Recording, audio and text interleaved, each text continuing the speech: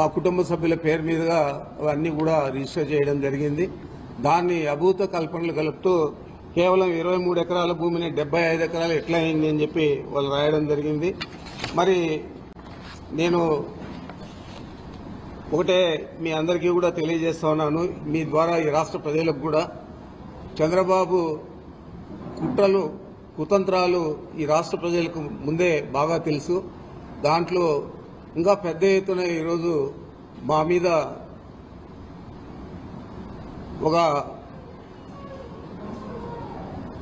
వ్యక్తిత్వ హననాన్ని చేపట్టాడు. ఈ పచ్చ పత్రికల ద్వారా, పచ్చ మీడియా ద్వారా. మరి ఇది ఏదైతే ఈ ల్యాండ్ ఉందో ఇది 19/11/1981లో డైరెక్టర్ ఆఫ్ సెటిల్మెంట్స్ మాకెవరైతే అమ్మారో వాళ్లకు ఆర్డర్ ఇవ్వడం జరిగింది. ఆర్డర్ ఇచ్చేదే కాకుండా అది ఆ తర్వాత రెవెన్యూ వాళ్ళు ఇంప్లిమెంట్ కూడా చేయడం జరిగింది. ఆ తర్వాతే వాళ్ళ దగ్గర నుంచి మనం కొనుక్కోవడం జరిగింది.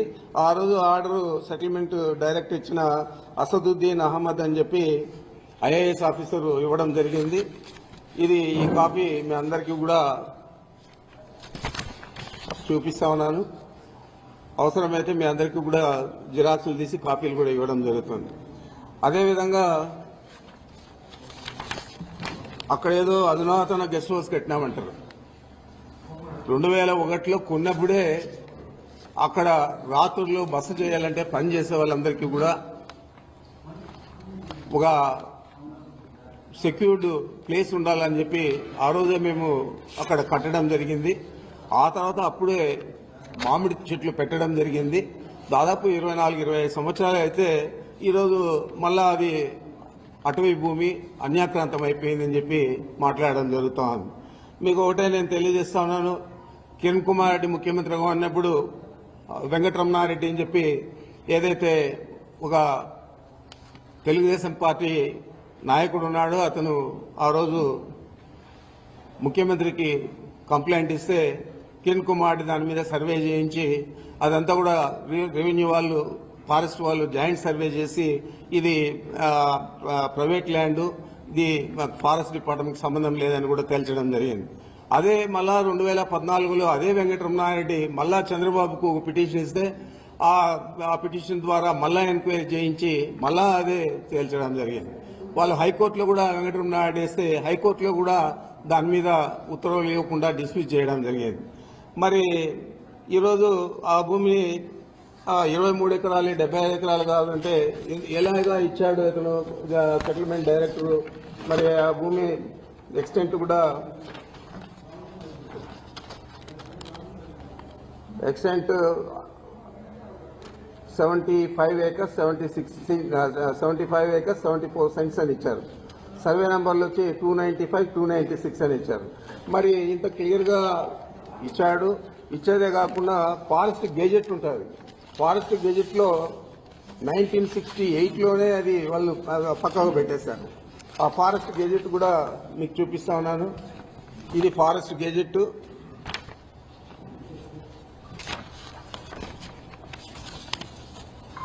ఈ ఫారెస్ట్ గెజెట్ లో కూడా 75 acres 74 cents ఆర్ 76 cents అని చెప్పి ఇచ్చారు. రైట్ ఆఫ్ వే కూడా 30 అడుగులు దారి కూడా దీనికి ఇవ్వడం జరిగింది. ఇదే దారి. ఇది గెజెట్ ఎవరికైనా కానీ పబ్లిక్ డొమైన్ లో అవైలబిలిటీ ఉంటుంది, చూసుకోవచ్చు. అదేవిధంగా ఈ రోడ్డు వేసేదానికి అంతకుముందు అయితే కార్ట్ ట్రాక్ కూడా అది మనం పక్కా రోడ్డు వేసేదానికి కూడా మేము అప్లికేషన్ పెడితే అక్కడున్న బిల్డింగ్స్ కు వీటికన్నిటికీ కలిపి అక్కడున్న రైతులకంతా కూడా అవసరం అని చెప్పి ఆ రోజు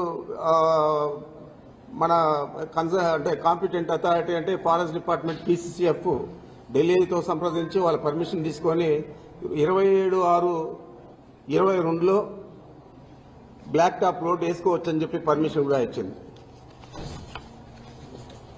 మరి ఆ ఎక్స్టెంట్ కూడా ఈ విధంగా ఉంది. దీనంతా కూడా అభూత కల్పనలతో రాసి ఒక అబద్ధాన్ని 10 సార్లు 20 సార్లు చంద్రబాబు ఏ విధంగా చెప్తాడో ఆ విధంగా ఈ పచ్చ పత్రికలు పచ్చ మీడియా అంతా కూడా చెప్పి దీన్నంతా కూడా గ్లోబల్స్ ప్రచారంగా చేసి మా వ్యక్తిత్వ హననాన్ని చేపట్టే విధంగా ఈ పత్రికలు మీడియా చేస్తా ఉన్నాయి. తప్పకుండా వీళ్ళ మీద గతంలోనే మేము చర్యలు తీసుకున్నాం. చిత్తూరు కోర్టులో ఒక మీడియా సంస్థ మీద 50 కోట్లకు, ఈనాడు ఈటీవీ మీద 50 కోట్లకు నష్టపరిహారానికి కూడా, పరువు నష్టపరిహారానికి కూడా వేశాం. మళ్ళా దీని మీద కూడా వేయడం జరుగుతుందని కూడా తెలియజేస్తా ఉన్నాను. మరి ఆయన తానా అంటే ఉప ముఖ్యమంత్రి గారు పవన్ కళ్యాణ్ గారు తందానా అంటాడు. అప్పుడే ఏదో జరిగిపోయింది, మొత్తం దోచేశారు, దీని మీద ఎంక్వైరీ చేస్తా ఉన్నాం, తగిన చర్యలు తీసుకుంటామని చెప్పాడు.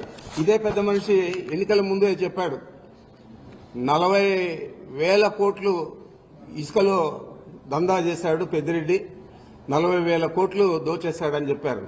మరి ₹1 తినింటే ₹1 దోచేస్తుంటే ఎందుకు కానీ యాక్షన్ తీసుకోలేదని అడుగుతా ఉన్నాను. ఏ విధమైన యాక్షన్ తీసుకోకుండా మా ఫైల్స్ చూస్తే తెలుస్తారు మీకు ఏం రాశాను నేను అని చెప్పి. మరి ఆ విధంగా రాసినాను కాబట్టి ఈరోజు నన్ను ఏది ఎదిరించలేకుండా దాని గురించి మాట్లాడడం లేదు. ఇదే పెద్ద మనిషి ఆ రోజు ఎన్నికల్లోనే నేను రెడ్ శాండిల్ అంతా కూడా ఎక్స్పోర్ట్ చేశాను, ఆయన చేసిందంతా కూడా నేపాల్లో పట్టుబడింది, దాని మీద మేము అధికారంలోకి వస్తానే చర్యలు తీసుకుంటానని చెప్పాడు ఇదే పవన్ కళ్యాణ్ గారు. మరి నువ్వు ఫారెస్ట్ మంత్రి అయ్యావు, ఉప ముఖ్యమంత్రి అయ్యావు, మరి నేపాల్కి పోయి ఎందుకు గాను అక్కడ ఉన్న రెడ్ శాండిల్ తెచ్చి నేను చేస్తుంటే నా మీద ఎందుకు యాక్షన్ తీసుకోలేదని అడుగుతున్నాను. ఏది కూడా లేకుండా ఒక వ్యక్తిత్వ హననాన్ని చేపట్టే విధంగా ఈ ప్రభుత్వంలో ఉన్న పెద్ద మనుషులందరూ కూడా పనిచేస్తా ఉన్నారు. ఈ రాష్ట్ర ప్రజలందరూ కూడా గమనించాలని నేను కోరుతా ఉన్నాను. మీ అందరికీ తెలుసు మదనపల్లిలో ఏదో జరిగిపోయిందని చెప్పి చంద్రబాబు ఆ రోజు ఆయనకంతా కూడా డైవర్షన్ పాలిటిక్స్, ఇక్కడ చిన్నది వాళ్ళకి వ్యతిరేకంగా వస్తే మమ్మల్ని అందరినీ ఇంకా వ్యతిరేకంగా చూపించే పరిస్థితి. ఆ విధంగా ఆ రోజు ఒక డీజీపీ గారిని, సిసిఎల్ఏ కమిషనర్ను, మా సిఐడికి సంబంధించిన అడిషనల్ డీజీపీని ముగ్గురిని కూడా ఆయన హెలికాప్టర్ ఇచ్చి మదనపల్లిలో ప్రపంచమంతా పడిపోయిందని చెప్పి అక్కడికి పంపించి మొత్తం కూడా చేశారు. మరి ఈరోజు 9 నెలలు అవుతా ఉంది. మేము ఏదైనా తప్పు చేస్తుంటే ఎందుకు కానీ మీరు యాక్షన్ తీసుకోలేదని అడుగుతా ఉన్నాను. ఏది కూడా లేకుండా ఏదో ఒక రకంగా రాష్ట్ర ప్రజలందరికీ కూడా మేము దొంగలు, వైఎస్ఆర్ కాంగ్రెస్ పార్టీ అన్యాయాలు చేసింది గత 5 సంవత్సరాల్లో, మేము ఇప్పుడు వచ్చి ఈ రాష్ట్ర ప్రజలను ఉద్ధరిస్తాము అని చెప్పే పరిస్థితి చంద్రబాబు నాయుడు చేపట్టాడు.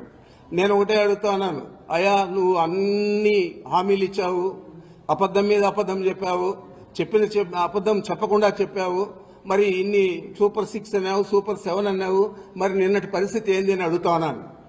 చేయలేనని తెలుసు, నువ్వు పెద్ద ఆర్థిక శాస్త్రవేత్త అని చెప్పి అందరికీ కూడా చెప్పుకుంటావు, మరి నీకు ఆ గణాంకాలన్నీ కూడా తెలియకుండా, రాష్ట్ర ఆర్థిక పరిస్థితి తెలియకుండా ఇన్ని హామీలు ఇచ్చావా అని అడుగుతా ఉన్నాను.